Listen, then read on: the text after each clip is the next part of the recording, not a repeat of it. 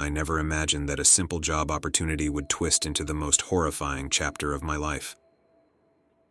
It all began with an unexpected phone call on a lazy Sunday afternoon, the kind that seems like any other until everything changes. The voice on the other end of the line was crisp, professional, and offered me an interview at a renowned graphic design firm in Vancouver. Excitement surged through me.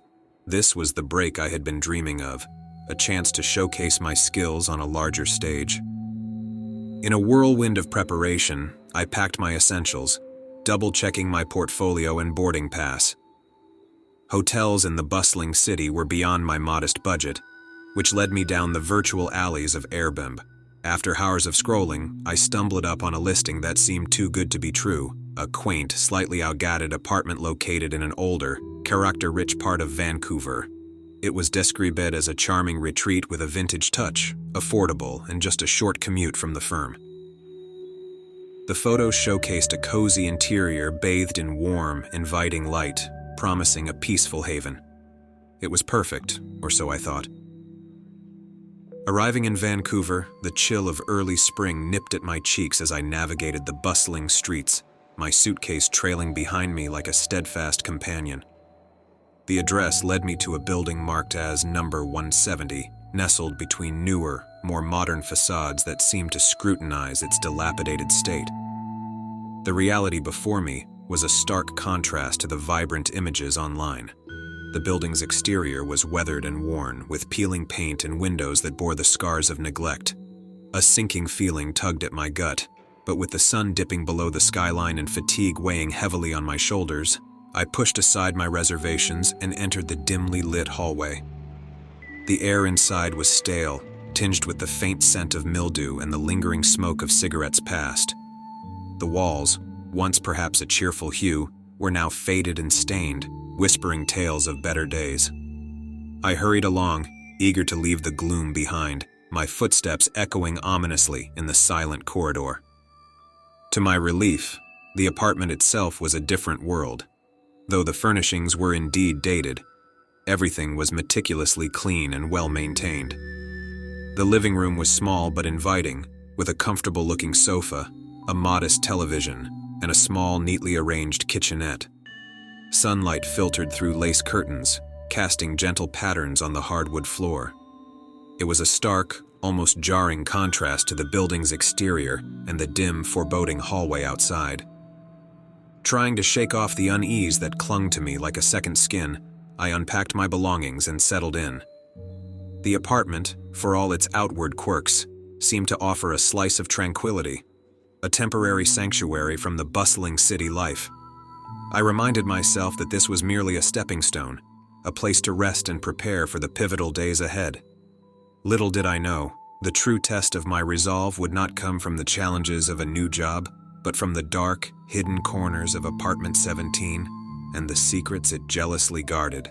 The thrill of new beginnings coursed through me as I navigated my first day in the bustling environment of the graphic design firm. The vibrant energy of creative minds at work was infectious, a stark contrast to the somber mood that had greeted me at the apartment. My colleagues were welcoming, offering smiles and helpful advice, guiding me through the labyrinth of ongoing projects and tight deadlines. The day was a blur of introductions, brainstorming sessions, and the absorbing task of familiarizing myself with the company's current campaigns. By the time the evening came, I was both exhilarated and exhausted, my mind saturated with new information and ideas. As I made my way back to the apartment, the excitement of the day gradually waned, replaced by a creeping sense of apprehension as the familiar silhouette of Building 170 came into view. The structure seemed even more foreboding under the cover of night, its shadows elongated and deepened by the sparse streetlights. The sense of unease I had tried to dismiss earlier was now harder to ignore, an insistent whisper that something was not quite right. Entering the building, I was immediately enveloped by the cold, musty air of the hallway, a stark contrast to the crisp evening outside. The dim lighting seemed more oppressive than before, casting long, eerie shadows that danced just at the edge of my vision. A shiver ran down my spine, a silent alarm that I hastily tried to rationalize as just a reaction to the sudden change in temperature. The apartment, my temporary haven, welcomed me with its unchanged, quaint charm. Yet, as I locked the door behind me, a heavy silence settled over the room, a silence so profound it felt like a physical presence.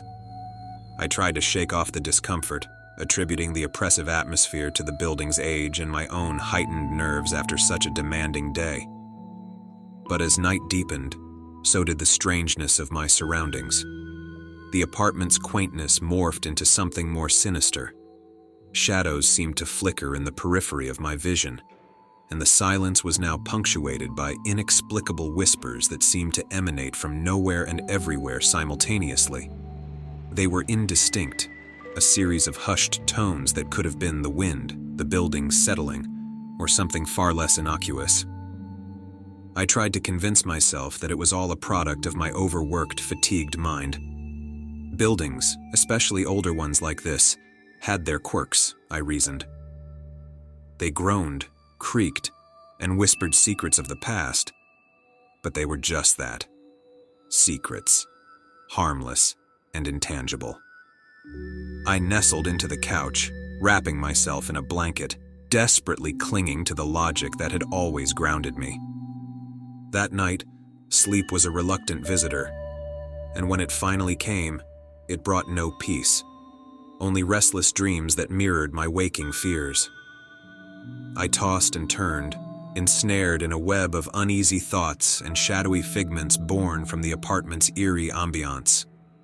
Little did I know, my uneasy slumber would soon be the least of my concerns as the true nature of apartment 17 began to reveal itself, marking the beginning of a series of chilling encounters that would forever alter my perception of reality. In the deceptive quiet of the following nights, my initial unease transformed into a palpable terror, a shift marked by the first of what would become many unsettling encounters. It began subtly, a mere trickling of dread that one might attribute to the lingering effects of a nightmare. But reality, I would soon discover, held horrors far surpassing the fears conjured by sleep. The figure made its presence known on the very night following my harrowing first day, manifesting at the foot of my bed as a mere distortion at first, like heat rising from hot pavement. Initially, I convinced myself it was nothing more than a trick of the light, a byproduct of the street lamp's eerie glow filtered through aging curtains. But the shape solidified with each passing night, a dark, humanoid form that watched me with an intensity that felt almost tangible. I remember lying there, sheets clutched to my chest, my breath shallow and rapid. The figure stood motionless, an unwelcome sentinel in the gloom. I wanted to scream, to flee, but a paralyzing fear rooted me to the spot. Each night, as its visits grew more frequent, so did the chilling realization that this was no figment of my imagination. The air around me would grow inexplicably colder in its presence, a cold that seemed to seep into my very bones. I started to dread the night and the inevitable appearance of my silent watcher. Sleep became a distant memory, each tick of the clock a countdown to another visit. I experimented with leaving lights on, hoping to banish the shadows that seemed to be its cloak, but light offered no sanctuary. The figure, undeterred, continued to materialize, its details remaining maddeningly indistinct, yet unmistakably human. Desperate for relief, I tried to rationalize the encounters. I researched sleep paralysis, hallucinations, and the effects of stress and sleep deprivation. I clung to the hope that there was a logical explanation, that the oppressive atmosphere of the apartment and the stress of my new job were playing tricks on my mind. But deep down, a growing part of me knew these were not mere hallucinations. The cold dread that settled over me with each visit was too real, too visceral to be dismissed as mere products of an overactive imagination. The night stretched into an endless procession of fear and uncertainty. I was trapped in a cycle of waking nightmares, each more oppressive than the last, leading me to question not just my sanity, but the very nature of my reality. The apartment, once a quaint retreat, had become a prison, and I, its unwilling inmate, haunted by a presence that refused to be ignored. The escalation of my nightly visits reached a fever pitch, transforming the apartment from a mere unsettling environment into a stage for a harrowing confrontation. Each encounter with the shadowy figure intensified, building a crescendo of fear that threatened to overwhelm my sanity. The once benign darkness of the night now harbored an insidious presence, one that seemed to feed off my growing terror. As days blurred into nights, my reality began to fracture under the weight of sleepless dread. My time at work became a haze of unfocused motions, a stark contrast to the vibrant enthusiasm that had marked my first day. Colleagues' concerned glances and whispered conversations mirrored my inner turmoil, their words slipping past me like water, leaving only the residue of their worry. My isolation deepened, a chasm wrought by my own spiraling thoughts and the unspoken terror of my nights.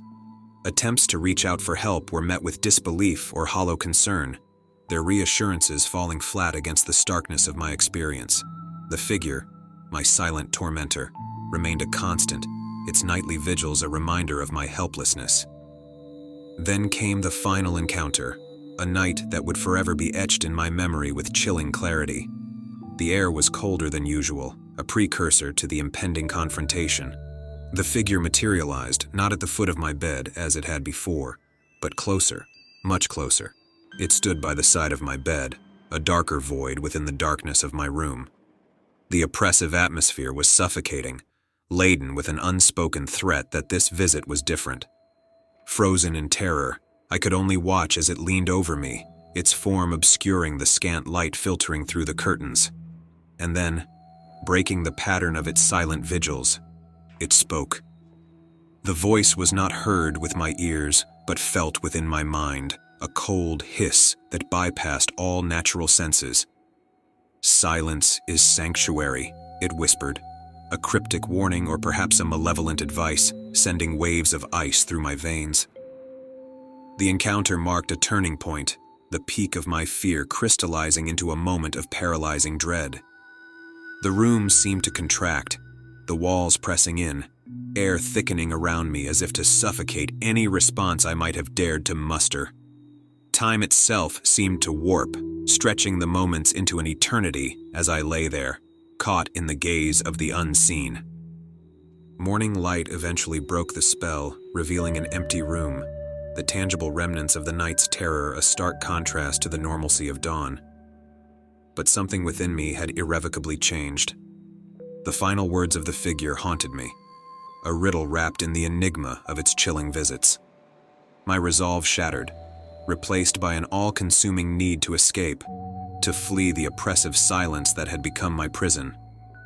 My departure from the apartment was a frantic, disjointed affair, driven by a primal urge to escape the unseen horrors that lurked within its walls.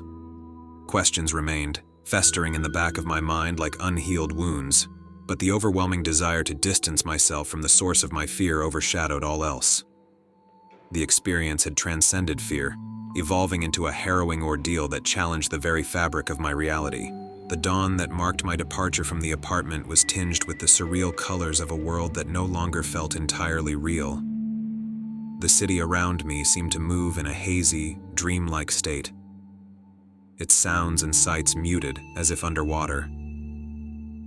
My footsteps echoed with a strange emptiness on the pavement, a stark reminder of the eerie silence I was desperate to escape. The decision to leave was impulsive, a sudden break in the chain of paralyzing fear that had held me captive. Packing was a blur, my movements mechanical, driven by the singular need to put as much distance as possible between myself and the oppressive presence that haunted apartment 17. I left behind belongings, trivial in their materiality, yet each a tether to the normalcy I had so abruptly lost. The landlady's questions pierced through my fog of fear as I handed her the keys, her gaze unsettling, probing beneath the surface of my hasty explanations. There was a knowingness in her eyes, a silent acknowledgement of the unspoken horrors that lingered within the walls of her building. But I wouldn't, linger on her words or the chilling implications they carried. The need to escape was all-consuming, drowning out her inquiries and the nagging doubts that clung to them. My return home was a journey shadowed by an oppressive silence, a stark contrast to the relief I had anticipated. The familiar streets and landmarks passed by in a blur, each mile increasing the distance from the nightmare, but doing little to ease the grip of unease. Home should have been a sanctuary, a place of safety and comfort. Yet, as I stepped through the door, the absence of my boyfriend's cheerful greeting, the lack of noise and normalcy, only deepened the cavernous silence that seemed to have followed me from the apartment. In the days that followed, I found myself adrift in a sea of lingering fear and unanswered questions. The haunting figure, the chilling words, and the landlady's unsettling gaze wove a tapestry of mystery that my mind revisited obsessively. Sleep was elusive, chased away by the slightest whisper or creak, each a cruel reminder of the unseen presence that had watched me in the darkness. Reflections on my experience at apartment 17 revealed more than just the terror of the night spent there. They unearthed a deep-seated warning, a realization that some secrets, some truths, are buried for a reason.